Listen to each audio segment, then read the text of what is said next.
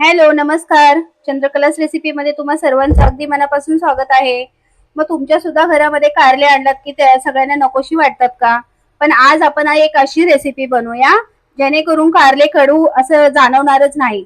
तर मी आज इथे अर्धा किलो कारले घेतले आहेत आणि मी आता त्याला खिसून घेणार आहे. खिसून मी त्याची सुकी भाजी बनवणार आहे.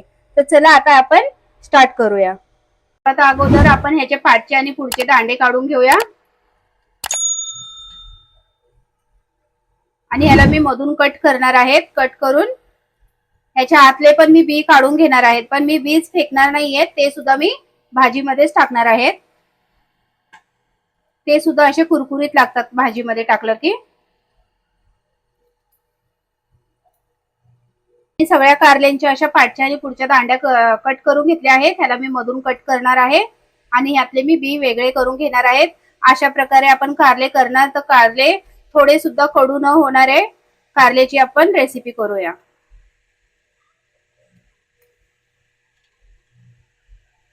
संपूर्ण कारले मी असे कट करून घेते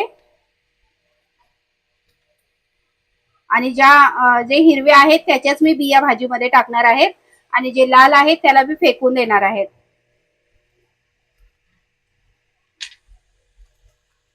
मधनं अशा बिया वेगळ्या करून घेतल्या आहेत. ह्या आपल्या फ्रेश बिया आहेत, म्हणजे हिरव्या आहेत.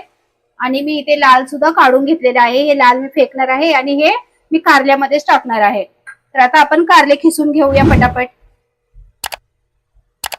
आपण कारले खिसून घेऊया. अशा प्रकारे मी ह्याच्याने मी कारले खिसून घेणार आहे.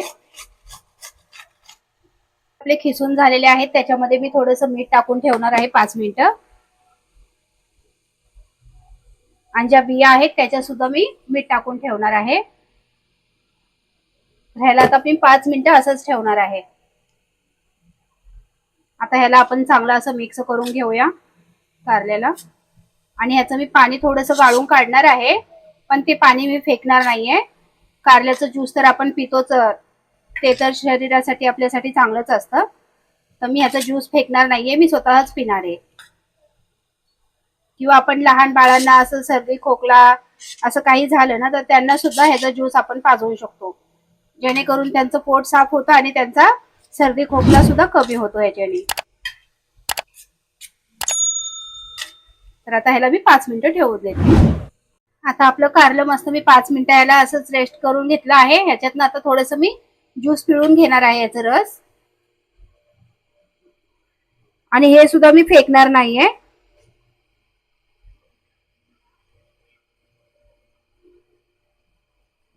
तर अशा प्रकारे जास्त पण ह्याला पिळायचं नाही.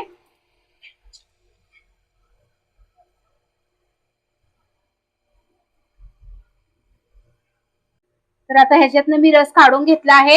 हा रस मी पियायला देणार आहे घरामध्ये. ज्याला शुगर वगैरे असते त्यांना सुद्धा तुम्ही देऊ शकता ह्याचा रस. आणि हे आहे, ह्या बिया आहेत, ह्याला मी थोडंसं चोळून एकच पाण्याने मी ह्याला धुवून घेणार आहे. ते सुद्धा मी भाजीमध्ये परतून घेणार आहे. तर चला आपण सुरुवात करू. आता कढाई गरम झालेली आहे, त्याच्यामध्ये मी 3 चमच तेल टाकून घेते.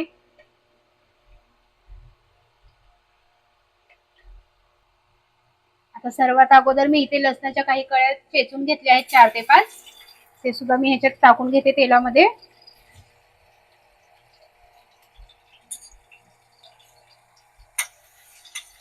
आता कांदा सुद्धा मी परतून घेते ह्याच्यामध्ये. तर इथे 2 कांदे मी बारीक चिरून घेतले आहेत. ह्याला सुद्धा आपण चांगलं असं परतून घेऊया 1 मिनिट.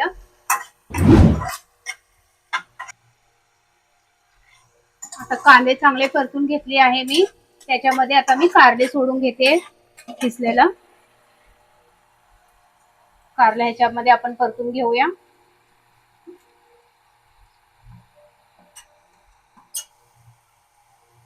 आता ह्याला सुद्धा मी 5 मिनिटं चांगलं परतून घेणार आहे. आपलं कारला एकदम असं लाल होईपर्यंत थोडंसं परतून घेऊया ह्याला.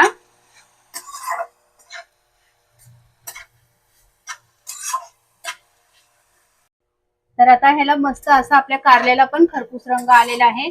आता ह्याच्यामध्ये मी सुके मसाले ऍड करून घेणार आहे. बघू शकता ह्याचा रंग किती मस्त असा खरपूस झालेला आहे. तर ह्याच्यामध्ये मी धनेपूड टाकून घेणार आहे अर्धा चमच, पाव चमच हळद टाकून घेणार आहे, लाल मिरची पावडर टाकून घेते 1 चमच, गरम मसाला पाव चमच, आणि मी इथे शेंगाचं कूट करून घेतलेलं आहे ते सुद्धा मी त्याच्यामध्ये ऍड करून घेणार आहे. तर हे शेंगाचं कूट आहे हे पण मी ह्याच्यात मिक्स करते. ह्याच्यामध्ये मी मीठ टाकून घेणार आहे 1 चमच,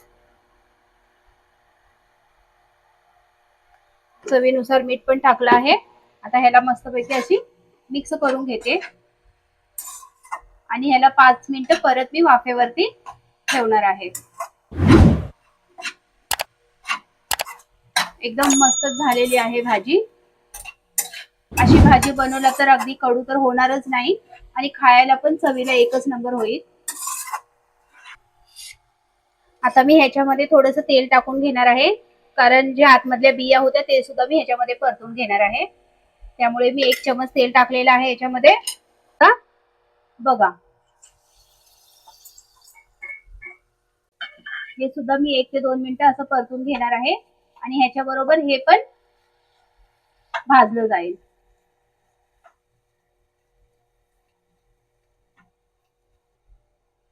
आता ह्याला सुद्धा मी बियांना सुद्धा 1 ते 2 मिनिटं परतून घेतलेलं आहे. ह्याला मी 5 मिनिटं असंच वाफेवरती झाकून ठेवणार आहे. तयार झालेली आहे. आता ह्याला आपण प्लेटीमध्ये काढून घेऊया. अशी खिसलेली कारल्याची भाजी तुम्हाला कशी वाटली? भाजी तर एकच नंबर झालेली आहे. भाजी तुम्हाला आवडली असेल तर लाईक करा, शेअर करा आणि सबस्क्राईब करा.